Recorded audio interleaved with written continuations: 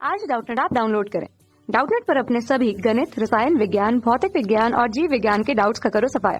बस प्रश्न की फोटो खींचो, एक ही प्रश्न को क्रॉप करो और तुरंत वीडियो सोल्यूशन पाओ। अभी डाउनलोड करें। क्वेश्चन हमारे पास है जिसमें कहा है कि नाभिकीय रिएक्टर में मंदक के रूप में उपयोग होता है। तो किसका उपयोग होता है?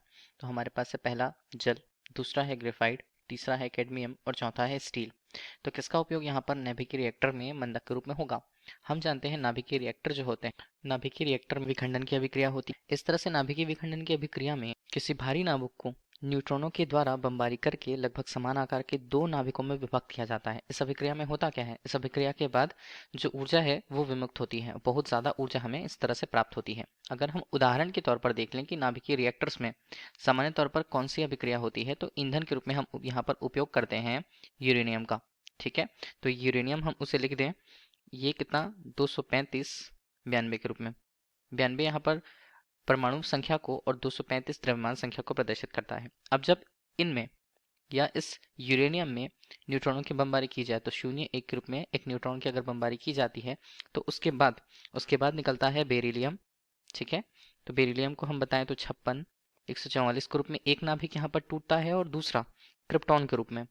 तो क्रिप्टॉन के रूप में Kr हमने लिखा, ये होता है 36 परमाणु क्रमांक से और 89 द्रव्यमान संख्या से। ठीक है, इसके अलावा 3 अन्य न्यूट्रॉन्स वहां पर विमुक्त होते हैं, एक 0 के रूप में, और यहाँ पर लगभग 200 मेगा इलेक्ट्रॉन वोल्ट ऊर्जा मुक्त होती है, या 200 मेगा वोल्ट इलेक्ट्रॉन ऊर्जा जो है वो विमुक्त होती है। ठीक, तो ऊर्जा की इतनी मात्रा तो विमुक्त हो रही है इसमें, इतना हमें तो समझ में आ रहा है। हम यहाँ पर देखें तो 3 न्यूट्रॉन्स और निकल रहे हैं, और यही 3 न्यूट्रॉन्स फिर से अगर टकराने के बाद, विमुक्त होने के बाद वापस से यूरेनियम पर टकराएं और टकराते चले जाएं तो ये क्रिया क्या है, अनवरत निकलती चली जाएगी। देखिए, हमें अगर इसे श्रृंखलित रूप चाहिए होता है या एक ऐसे रूप में चाहिए होता है जिससे नियंत्रित हो, जितनी हमें ऊर्जा प्राप्त करनी है उतनी ही हो। ठीक है, तो ये नियंत्रित अभिक्रिया हो, तो इसके लिए हम किसका उपयोग करते हैं? हम उपयोग करते हैं मंदकों का। ठीक है, मंदक किस सिद्धांत पर आधारित होते हैं? ये प्रत्यास्थ संघट्ट के सिद्धांत पर आधारित होते हैं। प्रत्यास्थ संघट्ट जिसमें क्या होता है, जिसमें न्यूट्रॉन्स जो अगर किसी नाभिक पर टकराते हैं तो होता यह है कि प्रोटॉन्स के लिए भी उनका द्रव्यमान उतना ही होगा। प्रोटॉन्स प्रारंभिक रूप से विरामावस्था में होंगे जबकि न्यूट्रॉन्स यहाँ पर गत्यावस्था में होते हैं। अब प्रत्यास्थ संघट्ट अगर होता है तो वहाँ प्रोटॉन्स जो हैं वो गत्यावस्था में आ जाते हैं। संघट्ट के बाद की स्थिति पर न्यूट्रॉन विरामावस्था में होते हैं। न्यूट्रॉन का विरामावस्था में होना अभिक्रिया को नियंत्रित कर देता है।